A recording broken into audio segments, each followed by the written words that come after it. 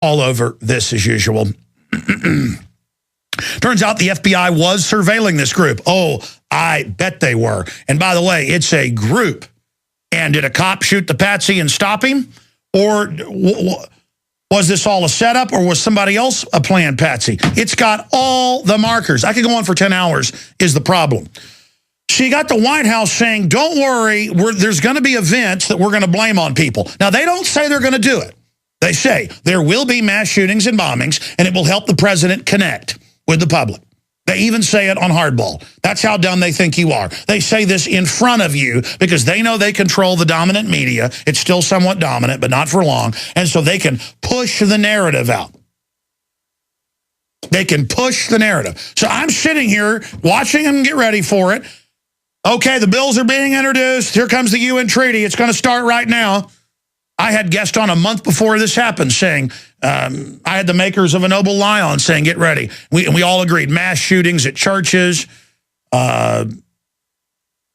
malls, movie theaters, sports stadiums, everywhere they're going to put the TSA. And boom, it happened right as the TSA was already rolling out nationwide. I mean, they're rolling out a week. On January 1st, they were rolling out in over 100 airports. So they staged the underwear bombing, put the guy on the plane. That all came out in the news. And said, oh, we've decided to put these in because of the underwear bombing when they'd ordered the manufacturer 14, 15 months before, and they were going to be delivered the next week, so the bombing happens. I mean, listen, it's like U.S. troops massed, 44,000 of them, with 16 or was it 18,000 British troops in and around Afghanistan in the month before 9/11, and Bush signed the launch order to attack Afghanistan in 7 days on September 10th. You watch it, it'd be like the Poles watching the German military line up. The Poles said, international community, stop them from attacking us. They're lining up to attack. Boom, the Germans attack their own military base and then invade Poland. I mean, I watch them build up, put out the memos, get ready, introduce the bills, stage it, and then it's always Army PSYOP and Army psychiatrist and Air Force psychiatrist, and witnesses see 4 shooters. The head of the Sikh group said there were men casing the joint the day before, police driving off. Of course. They probably ran a drill. They've got undercover drills and called a cop and shot the cop, and then they probably shot the patsy in the back of the head. If I had to guess, that's how they operate. You ever seen Mark Wahlberg's movie, The Shooter? You better go rent that or watch it on Netflix today, because that's exactly what they do. Okay? Exactly what they do. This guy was probably infiltrating white supremacists. We're on the march. The Empire. Okay, we're going to your phone calls here in just a moment on this live Tuesday worldwide transmission. I am your host, Alex Jones. The criminal bankers that hijacked our country in 1913 have pretty much taken over most of the state governments and now the bureaucracy. They had a beachhead in 1913 with the private Federal Reserve and the income tax they set up. And how do they launch wars? Well, back then, because the media moved so slow in 1898, they just published in Hearst newspapers all over the country that the Spanish troops in Cuba had attacked U.S. troops and were killing women and children and had blown up the USS Maine. And, of course, none of that was true. It was all made up. But it was unpatriotic to say that. Besides, Hearst Publishing wouldn't engage in a lie that big. You see, once a big lie is pushed out there and people buy into it, then they don't want to admit they've been conned. And so many bigwigs will go down that once the power structure, who isn't even really involved in the crime, goes along with the story, they now become complicit. And so now you can get them involved in anything you want after that point. That's how you corrupt someone or how you corrupt a society. And so cold-bloodedly, we have a government, and then I'm going to go to your calls, who has been caught, this current administration, shipping tens of thousands of guns and even hand grenades, rocket launchers, you name it, to Mexico to destabilize the country and to blame the Second Amendment. And all the memos came out that that was their plan.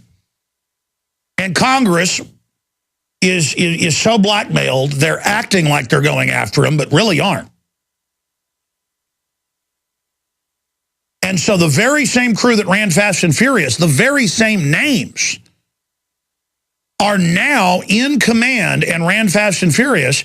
The very same names were involved in Oklahoma City. And by the way, I didn't just start saying this under Fast and Furious. I made a film 10 years ago called Road to Tyranny, naming names and showing documents of who did Oklahoma City, risking my life. I've interviewed the police officers. I've interviewed the former head of Air Force Weapons Development. I've interviewed the workers in the building who saw the government agents and named them later, planting the bombs that they thought were yellow sticks of butter or gray sticks of butter, and they wondered why telephone repairmen would be doing that and stringing wires.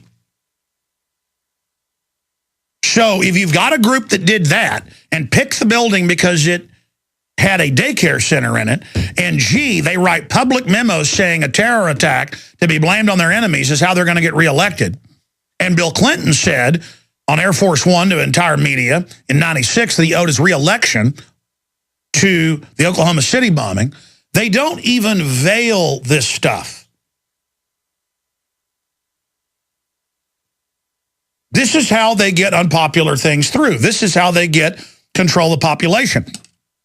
And they've been quietly getting ready to shift over from saying that it's foreign Muslims that are the terrorists, and that's why we've got to give our rights up, shifting now over to domestic groups. And who do they say are the terrorists? Gun owners, libertarians, conservatives, returning veterans, retired police officers. Homeland Security, that is this banker occupation takeover, is saying all the veterans are bad because they have profiled them and know that down the road when stuff gets really bad and they try to implement the re-education camps and the gun confiscation, that it's going to be veterans that are going to be the group that resist. Americans who have used force before, who don't mind dying, and who are sick and tired of it. They've profiled. They know you know it's not that big of a deal to kill somebody. They know it's not taboo for you anymore. They're soldiers themselves, a lot of the globalists. They just like to kill people. You don't like to kill people. You're just willing to do it to protect your family. They hate you. They know you're willing to fight them. So they're massing drones and robots and automated weapon systems and high tech against you, while recruiting a slovenly group of TSA to be their pot-bellied commanders, just like Hitler did with the brown shirts, on the ground to bully the military and others into submission. Then when they finally take it over the military and police, they're going to let you kill the brown shirts. This has all been figured out. This has all been done over and over again. They'll use the brown shirts to take over, to get rid of the old guard. Then they'll let the new military guard, who's disgusted by the pot-bellied rulers, you'll be able to take them out. See, it's all been figured out, and I don't want to get off into too sophisticated of areas. The point is, tyrants follow very specific playbooks. And the timing, the Army PSYOP, the witnesses saying they were being cased, multiple witnesses saying 4 shooters, all of this fits together.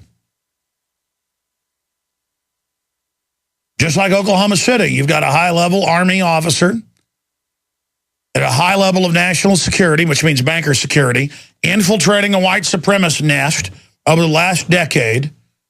Most of the members are FBI agents or informants trying to target weak minds that they can provocateur into an attack. And if you can't do that, you go and say you're going to have a sting at a temple. You wind somebody up to finally go in and shoot a bunch of people. Or you have special ops, generally from a foreign country, or mercenaries, do it, and you kill the patsy on the spot who typecast into the area you want. And I don't know which one it is, but within the quadrants, it's right there. It's exactly what I would expect. It's exactly what I predicted. Over and over again, you've heard me here. So I said I'd go to your phone calls. We'll go to them now. I'm sure it'll be all over the map, but that's okay. India is seeking more security, the Hindu is reporting, for their religious places in the U.S. The idea that police are going to protect you or can protect you. The answer is you should have armed security.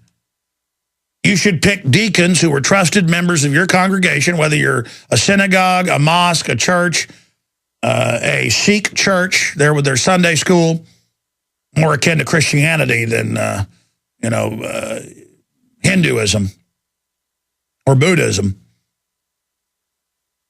And I said Sunday, it could be a lone nut who, sees guys with bright turbans and thinks it's bin Laden and is sick of looking at it and gets mad at his wife and is destitute and wants to commit suicide by cop, so he goes over and shoots some people at a Sikh temple. That was a possibility Sunday, and we said that could be what it was, but my gut, because of the timing and the reports of 4 shooters, didn't say that. Then the PSYOP officer stuff came out, and the police recordings and all the rest of it, and the timing and the hyping of it. I mean, here's my final point, and I'm going to your calls. You better look up Operation Gladio. Much of it's been declassified. Mass shootings and bombings of movie theaters, school buses, train stations, you name it, all over Europe. It's all come out in Italian government. Their own president went public. Operation Gladio was staged to blame the Second Amendment. Period. Operation Gladio was staged to blame their Second Amendment style systems of liberty and freedom over there, and was used to disarm them. And it was used to go after any political party they didn't like, whether it be right-wing or left-wing, that was anti-globalist and wasn't playing ball. We sell a book called Gladio, NATO's Dagger at the Heart of Europe. That's how you nudge people in doing what you want. And you better look into it, you better find out, because Operation Gladio Part 2 is being implemented inside the United States. It started at the end of World War II. NATO put in countries they thought were going to be overrun by the Soviets. The bankers knew they were.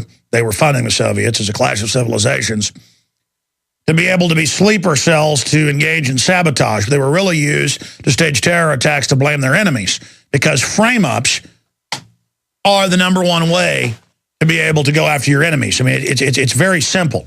No amount of regular propaganda can be as effective as staging a shooting or bombing and blaming your enemy. You drug up the patsy or you kill them on the spot. These are all the telltale signs. All right, I'm done ranting. We'll go to your calls till 8 after, then we have a guest joining us.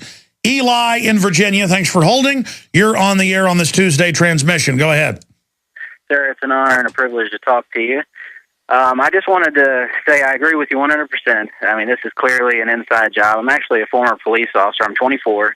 I worked for the Commonwealth of Virginia as a police officer, and I've been in the meetings where they say domestic terrorists are people who quote the Bible or question an officer's authority under the Constitution or vote for Ron Paul. I've been in those briefings, and I got out of the career and trying to make it on my own now, support my family, but I'm with you 100%, Alex. I mean, this is so clearly what's going on. What frustrates me so much is you see people responding exactly the way the government wants. They say, I've been reading on the comments on the news articles about the shooting, they say, oh yeah, we've spent billions overseas trying to stop terrorism, but what about domestic terrorism? We need to give gun control a good look.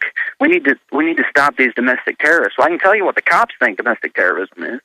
They think it's white supremacists, Nazi groups, Christians, and Ron Paul voters.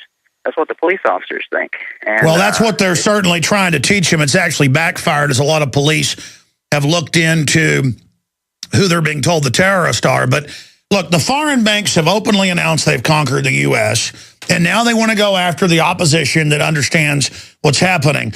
But were the other police officers where you were in Virginia, were they buying this? Because, I mean, I don't just have to believe you. I have the training manuals. If you're a new listener out there, folks, we have the training videos where they say the Founding Fathers are bad, freedom is bad,